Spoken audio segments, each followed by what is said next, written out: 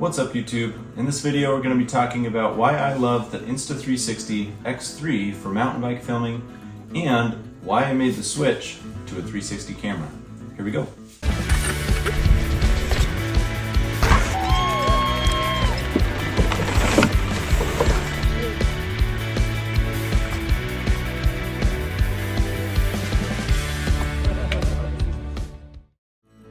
So in this video, I'm not really going to cover all of the specs of the camera, all of the features. There are a lot of videos out there that do that.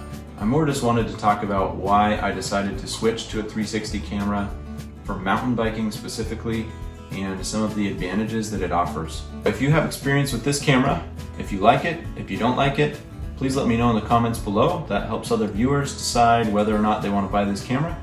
So if you're not familiar with 360 cameras, just really quick, they have two lenses, front and back, that record in 180 degrees, and then those two images get stitched together to basically create a sphere. It creates a shot all around you.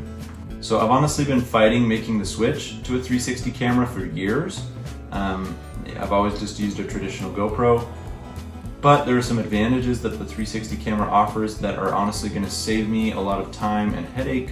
I record videos for YouTube and TikTok and Instagram, and one of the things that I struggled with a traditional action camera is that a lot of times if you have the camera mounted horizontally, it'll look great for a 16:9 landscape video, but then if you try to crop that vertically, it cuts off the handlebars. The opposite can be true if you mount that action camera vertically. It looks great for Instagram and TikTok, but then if you try to crop that to landscape, you just cut off the top and the bottom of the video and it just doesn't look great.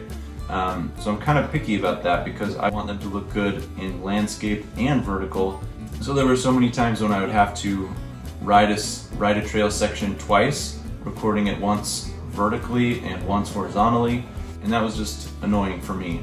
So what's nice about the 360 camera is that I can mount it in literally any position that I want to because it records in every direction. And then later in the Insta360 app or the desktop editor, I can zoom out, zoom in, I can reframe it to vertical, landscape, and it works awesome. So that's helpful for mountain biking because with a traditional action camera, you know, say I was mounting it here on my chest, if the angle is tilted slightly up too much, then you're going to miss the handlebars and it's just going to be recording way out in front of you. If it's slightly angled down too much, you're going to be looking right at the handlebars or the frame of the bike and you won't get a good view of what's out in front of you. Another thing that's really nice about these cameras is the follow me function. There's so many times where I ride by myself and I wish that I had somebody with me to record me riding down a feature. But with this, I can mount it on a tripod, hit record, and because it records all around me, I can edit that later to track myself using either the track me function or using keyframes to pan the camera, pan the shot where you want it to look. So let me show you how I have this mounted on my helmet. I have it mounted here on my chin, and like I said, I don't have to worry if it's angled too far down or too far up. I can literally point it like this if I wanted to, and it wouldn't matter because it records in every direction all around, and I can just crop that later to point and look exactly where I want it to. I also like the shape of this. Some people might disagree, but because it's longer and slender, it is very easy to slide in my pocket. I usually don't leave it mounted here when I'm doing long climbs or anything, and I like to just kind of store it away in my pocket or my pack. Because of its shape, it's just less bulky and it seems to fit in my pocket very easily. So I personally like the shape of this. One thing I would recommend for this camera is just adding some little wind mufflers, little pieces of foam to the microphones. That just helps block out extra wind noise.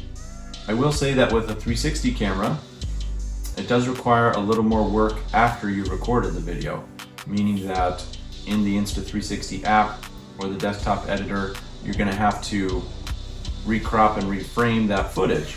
It's actually very intuitive and simple. The app and desktop editor are awesome. I'll put a link below to my favorite video that talks about how to reframe and recrop footage specifically for mountain biking. But even though it does require that extra step, it still saves me time personally because I don't have to record a section twice, once horizontally, once vertically. That saves me an extra hour of riding back up the hill to do it again. Plus this offers the advantages of the track me and follow me function. And there are a couple other, little quirky things that you can do with these types of cameras that are fun. So for mountain biking specifically, that's the reason that I decided to switch to a 360 camera. I've really been liking it so far. If you are interested in picking up an Insta360 X4, I'll put a link in the description below to get one of these plus a free gift. So that about wraps it up for why I like the Insta360 X4 for mountain biking. Thanks so much for watching, and we'll see you in the next video.